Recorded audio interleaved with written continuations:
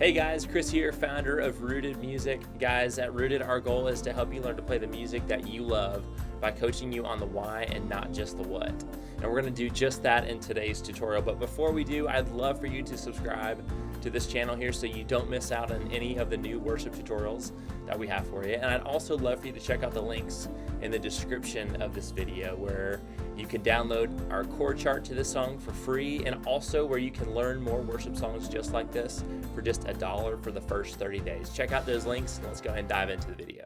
Hey everyone, my name is Shane Cole and I'm here with another bass tutorial with Rooted Music.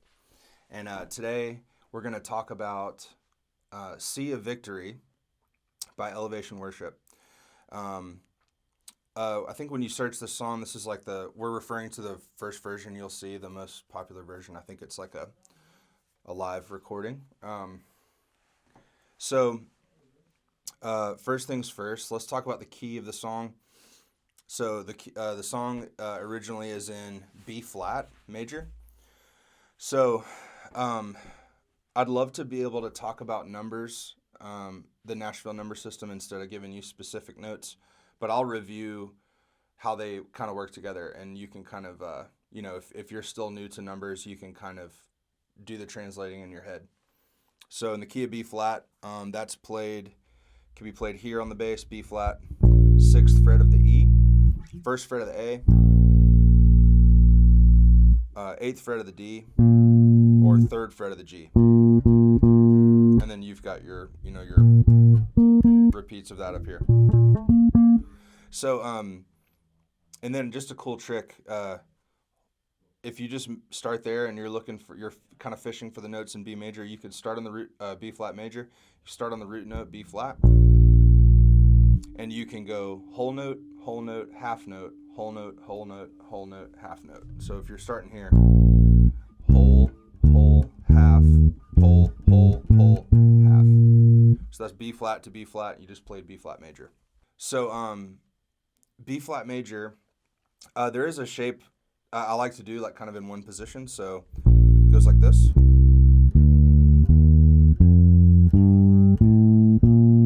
And if you just kind of remember that shape and you always start it on your root note, you can move it. Of course here. Cool. So here's how this works. So B flat is our 1, and then our 2 is going to be C, 3 is going to be D, 4 is going to be E flat, 5 is going to be F, 6 is going to be G, 7 is A, and then 8, you're back to 1. That's your octave, B flat. So B flat 1, C2, D3, E flat is 4, F is 5, G is 6, A is 7. Cool? All right, now there's not a ton to talk about with this song. We really only have kind of 2 speeds as far as like chord changes go.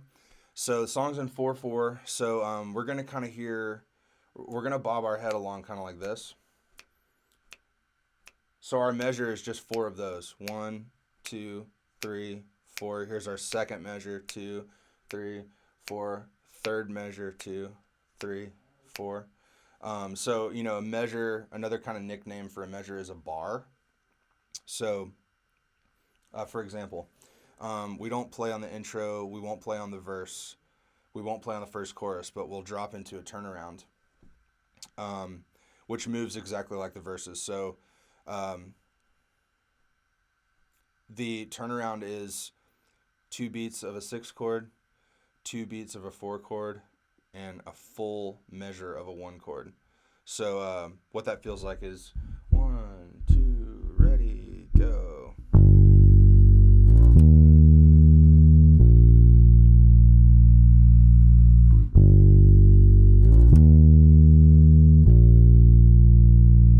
Cool? Make sense? All right, now you can kind of keep that speed, or keep that kind of headspace, that what you're doing on that turnaround that happens after chorus 1. And when we drop into verse 2, it's going to do the same thing that we did on the turnaround. So 2 beats of 6, 2 beats of 4, and then a full measure of 1, and that just loops. So you'll end up doing it 5 times over the verse because it's like 4 lines of the verse, and then you'll tag that last line of the verse. So 4 plus 1, 5. So here's just kind of an example of how I would play the verse. And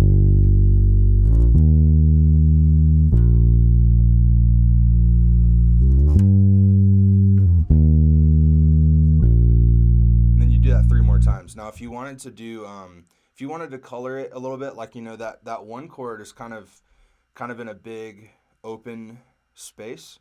If you wanted to glissando up to like a higher B flat, that's kind of a cool thing to do. So it would look like this.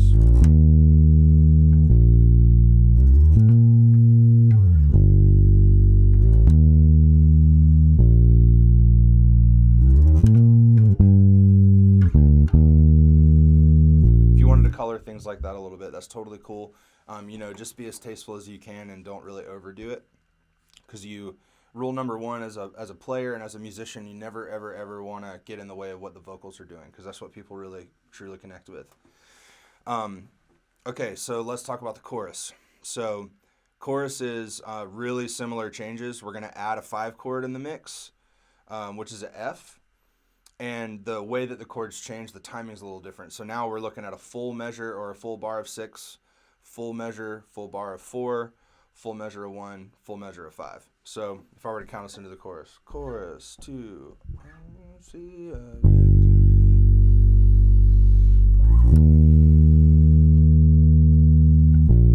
Here's our 5, our F.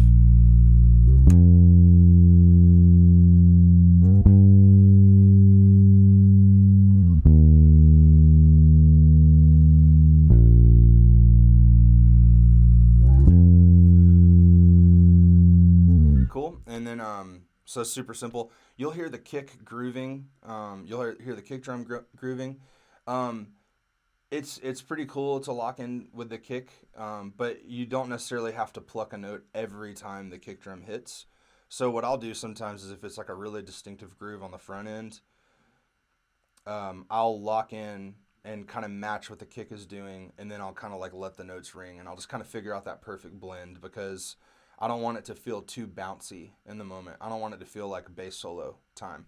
So, for example, like on a few of the choruses, you'll hear me go, I'm gonna see ya. I'm gonna see ya.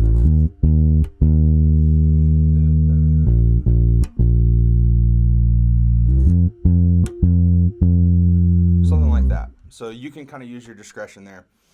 Okay, so our interlude is going to, it's pretty much like 80% of what the bridge does. With just the other 20% of the bridges is just a very slight variation on what I'm about to teach you for the interlude.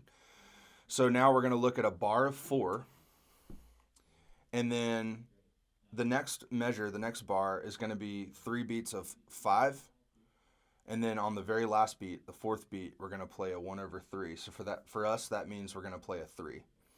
And then the third bar, the third measure of the interlude, is a 4 chord again. And then on the last beat of that one, we're going to play a 6. And then the 4th measure is going to be a 5 chord. So if that seems or sounds a little confusing, this is what I mean. So your first measure and your 4th measure, the notes don't change. The second and third measure, the 2 measures in the middle of every bridge section, we're just going to add a passing tone on beat 4. So here's how it goes. 2, ready, interlude, go.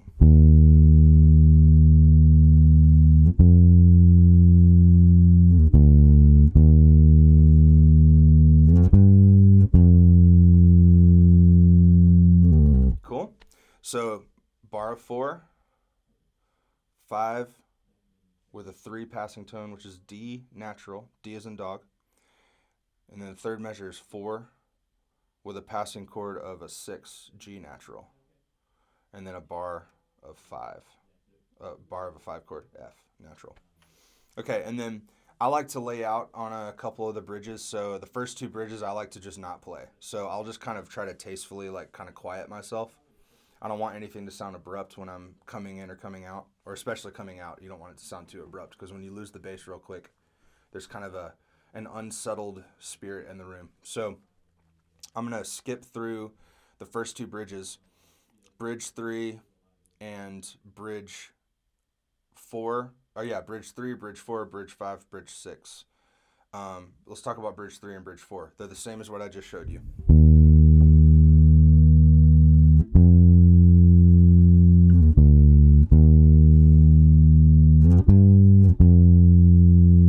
Cool. So that's bridge 3. Bridge 4 is the same way. Bridge 5 and bridge 6, only difference is you're never going to do the 3 passing chord. You're just going to substitute that for the 6 passing chord. So bridge 5 and 6 are just going to feel like this.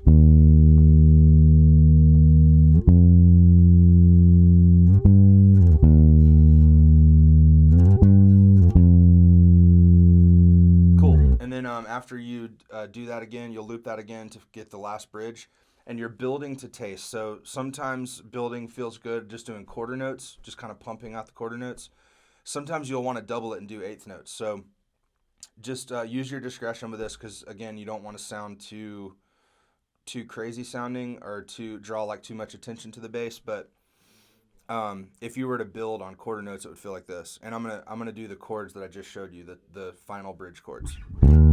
This is quarters.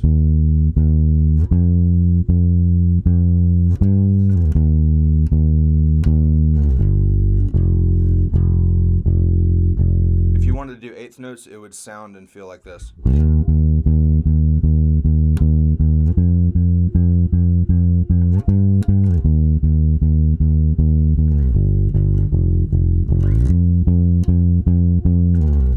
All right, and then so our next chorus, I think this would be chorus 3.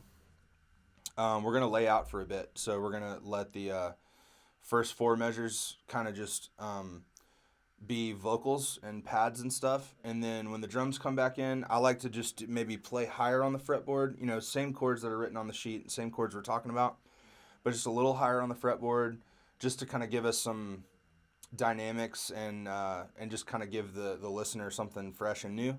So maybe some higher notes and let them ring nice and long, and then eventually we'll kind of be all in maximum dynamics on the final chorus.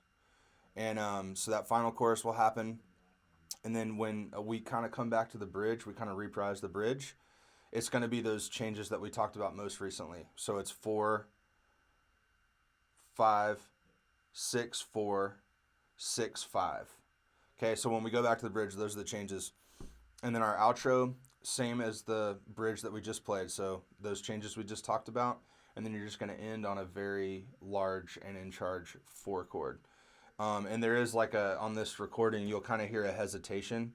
So in playing this live, what you would do is you would kind of play your outro and then just kind of look over at the drummer and see when he or she is going to hit that final big crash out. And you'll just kind of watch and try to land the 4 right when they do. So that's cool. And then we'll just kind of trash can if you want to go along with the record.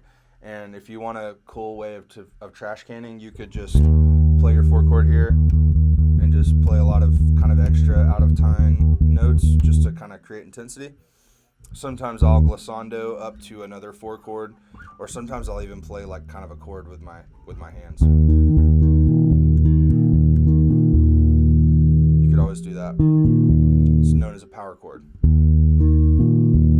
And that's 2 of my 4s, and then I'm adding a 5th to it, a 5th of 4, which in this case is a B flat. Cool? Excellent. Enjoy. Thanks so much for joining us, and please let us know in the comments below if you have any questions. Guys, thanks so much for joining us today in this tutorial. I hope you really enjoyed it and learned a lot through it. Make sure to subscribe to our channel here so you don't miss any of the new tutorials we have coming up. And make sure to check out those links in the description of this video so you don't miss out on the chord chart and you don't miss out on more and more worship song coaching for just $1 for the first 30 days. Check out those links and we'll see you soon.